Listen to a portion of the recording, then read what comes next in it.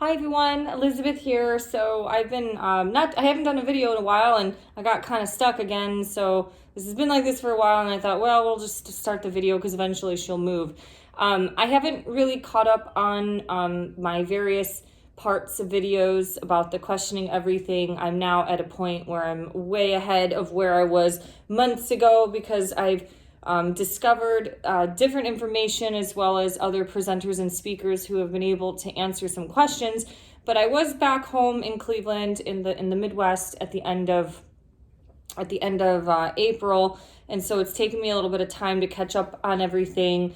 But this has been a thought that's been going on for a while, and ever since going there and then coming back, it seems like some things have accelerated throughout some personal experiences where I feel like we are living almost in a global mental asylum. That's what I feel is happening right now. And this is not to blame or shame or guilt anybody on anything on mental health. I just think this mind virus of the internet, the social media, the television, the propaganda has really deeply embedded parasites in people's psyches, where there's so many people living, in two different worlds. This, even people who believe in God, they're living in this world and out of this world. And I don't even know. I think this is just going on. I'll share some examples, but I think things across the world, across the nation are happening to people, but some people still aren't getting it, aren't getting the picture. This awakening process is happening. It's going to be a slow process. For some people, you almost need the senses shocked right now. As I've explained in other videos about sensationalism, that's kind of just where we're at, where people's brains just need to be shocked. And a lot of this information, I believe, will continue to trickle and come out in the truth community. But I also think some of it just seems so far-fetched that a lot of people just won't believe it. I mean, as I've been analyzing people, you have people who are so broken and unhealed and have so much unresolved trauma and wounds that they constantly choose abusive type of partners, or they're running backwards toward their ex who broke up with them, or back to their ex who wasn't that kind to them or cheated. And instead of just being unfearful of the future and healing the present moment, they're running backwards. That in itself is like being in a rat in a cage, just running in this little spinning wheel and hoping that the same result will change. That's kind of the definition of insanity in itself, is doing the same thing over and over and expecting different results and different changes. And so if you take and apply that definition to even the things that have happened in the science world and with the schmack scenes, that definitely you can see the insanity that has been going on, where instead of people stepping back and questioning things, they've just signed up for the fourth and fifth one. I train a senior citizen. Well, I don't train him anymore. He's just an attendee in one of my fitness classes and is now hooked up to a heart monitor even while he's doing fitness because the doctors are looking for a fibrillation. Although he supports Trump and the conservative party, he 100% believes in science. I don't know if it's because he's Jewish and a lot of the scientists are often Jewish, so they have a lot of tend to be put their faith into the things that have been created in the science realm, and has thought I was a conspiracy theorist, even though he's a conservative. He would not even be 1 ounce of open-mindedness to any sort of holistic. And this is a person also who's very spiritual as well, who said spirituality changed his life and believes in all these things like the vortexes in Arizona, and now he has a heart problem, but he signed up for 4 of these things, and flu shots and shingle shots and all that, and here we are, and there's still no light bulb. We have conservative Christians who are Trump and nationalist supporters who are constantly eating fast food and still shopping on Amazon and supporting Walmart instead of trying to really focus on the local community and start to support people within the local realm. This is not just a global problem, this is not just a local problem, but it's also a nationwide and a global problem. As somebody who's worked in the service industry, you will have people who will budge and barter you down, or even say for like an Etsy shop. If they want 2 or 3 items, they'll just ask for a bundle deal or ask for a discount. But how many times do you walk into a grocery store and put 50 items in your cart and never ask the cashier or ask the manager for a discount? You don't ever go into fucking Nordstrom and put 10 items in a bag and ask Nordstrom to give you a 30% discount. Maybe they have sales on their racks, but it's like people have no clue how it even works, the cost of business, the cost of goods when you're a single person versus a corporation that can buy thousands of garments that can give you a better price and a better deal.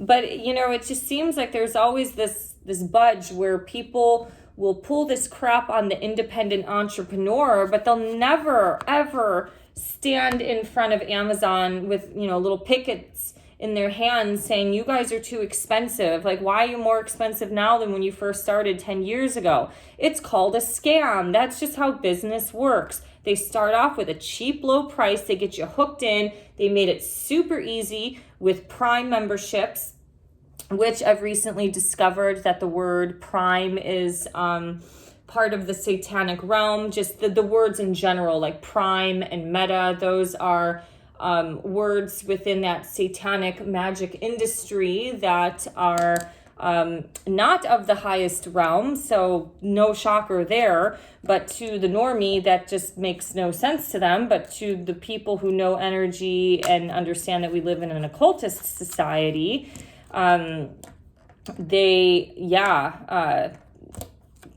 it makes sense. Speaking of occultism, we also live in we live in a mental asylum, because when you say like, hey, we live in an occultist nation, we used to kind of have Christian foundations in this country, not so much anymore. But if you even think about a lot of the foundations of what we even know about this country, pictures of George Washington in front of the Masonic Hall with the checkered floor and the 2 pillars. The one pillar means ball, the other one represents Astra. Those are demons.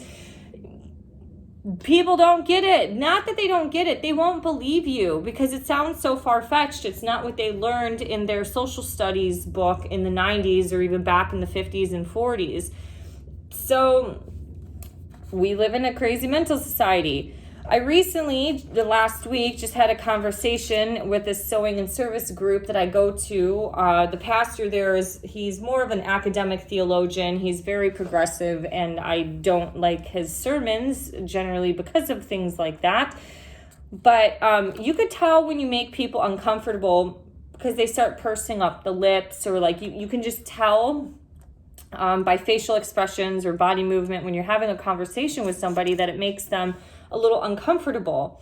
So we were just talking generally about certain things and how, certain experiences that I've had training atheist tech people and looking at the sex trafficking that has happened in luxury high rises in Bellevue, Washington. And my friend is an Uber driver and picks up pretty much what looks like a hooker at the hours of 5 and 6 a.m. out of these luxury high rises in downtown. Most people aren't leaving to go to work looking like that. So my point is, sharing some of this was like a big shock to his system, because it's like, oh, we live in Seattle. It's this great little utopia. They can't even fathom the dark side of stuff. And then we started talking about the shots, and I know he's way pro for it, but it's like, as I distanced myself from those services, it's just, I felt like we live in a mental asylum, because they have a hand sanitizer bottle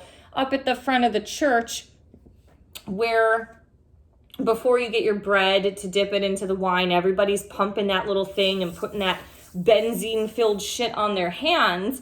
And if you know anything about benzene and the big scams that came out with that, that stuff, benzene that's been in hand sanitizer, it's been in suntan lotion, that has caused that has contributed to the growth of cancer for people. And one article that I read was similar to like the shot, where different batch numbers of those suntan lotions or those shampoos or the hand sanitizers had higher levels of benzene than other batches.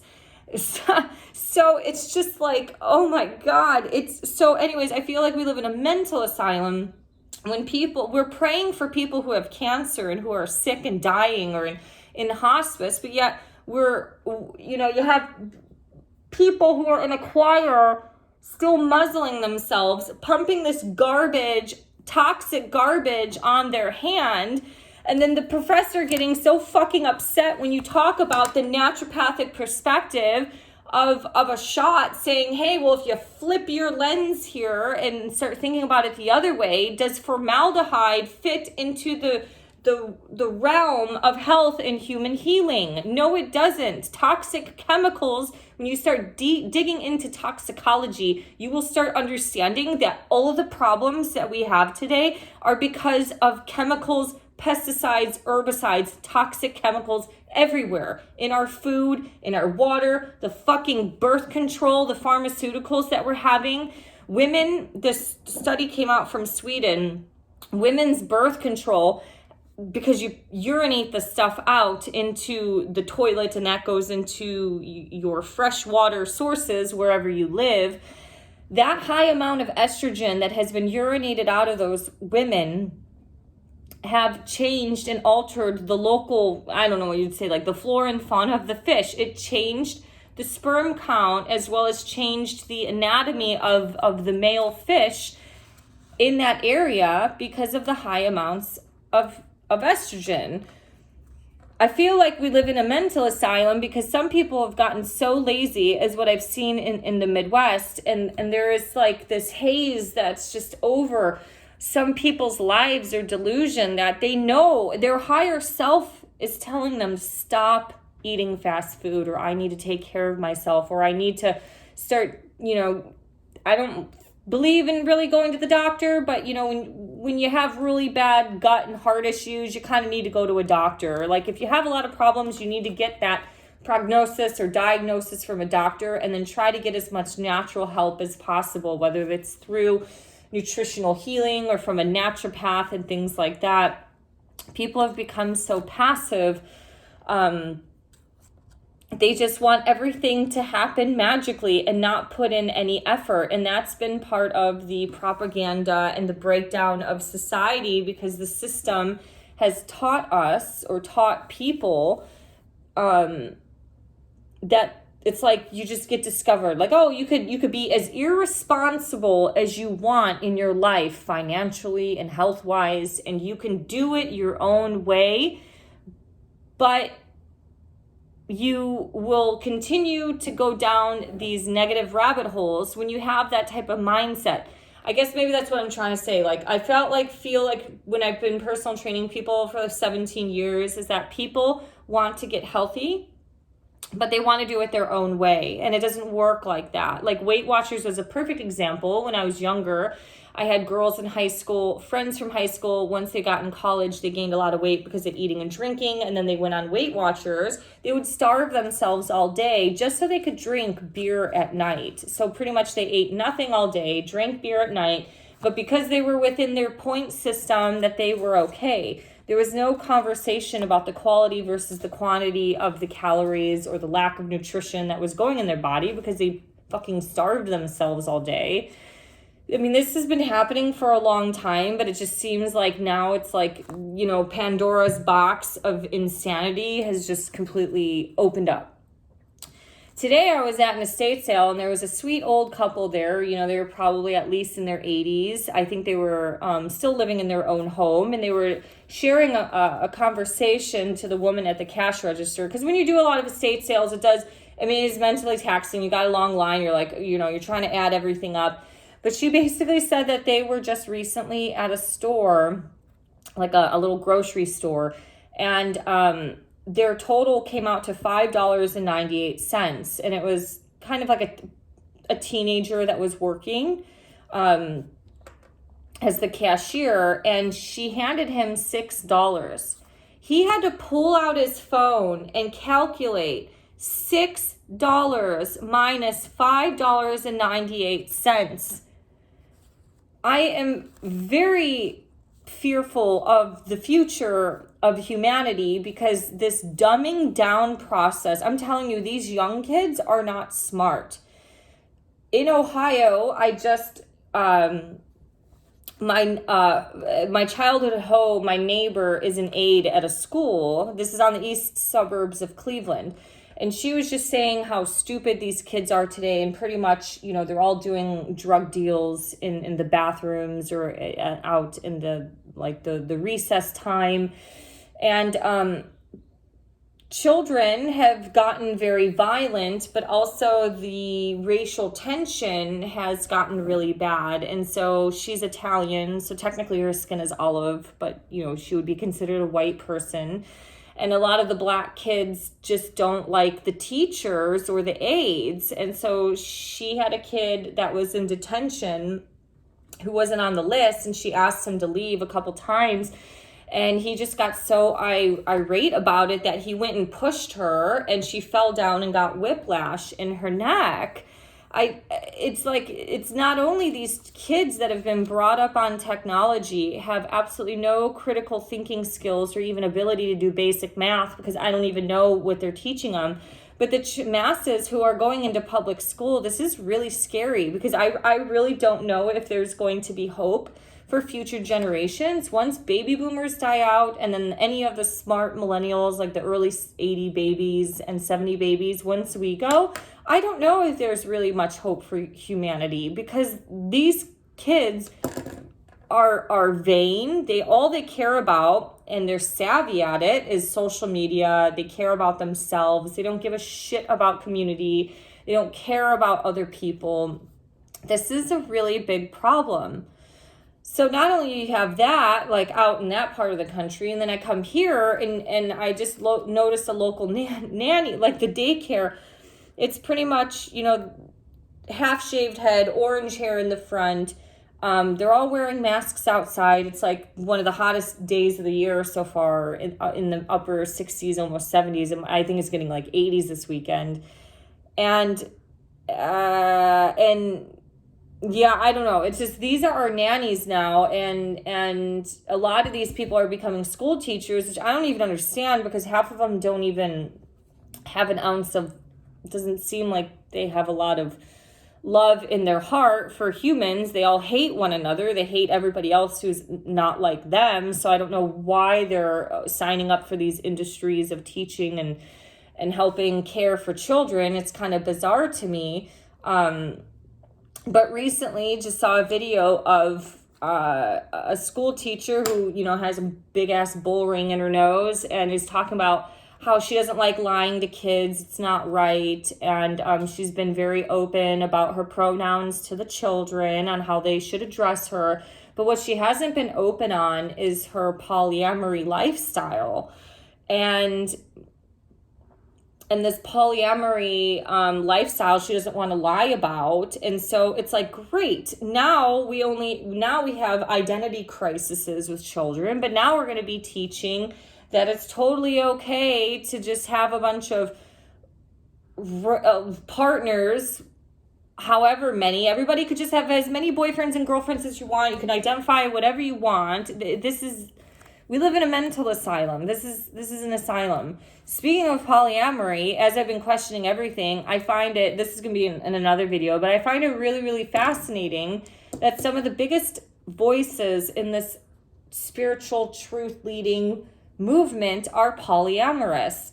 I kind of maybe understand it when you're in your 20s, but once you get in your 30s and 40s and 50s, if you're still trucking the train of this loose lifestyle of just, let's have free love and spirit sex with everybody you want. We can all have 17 boyfriends and girlfriends, and whatever has a hole in it, it could go into, that's not what God wants for us. That's the farthest thing that is so on the other end of the spectrum of being demonic and satanic, because it's lust driven. Like, what the fuck do you know about love?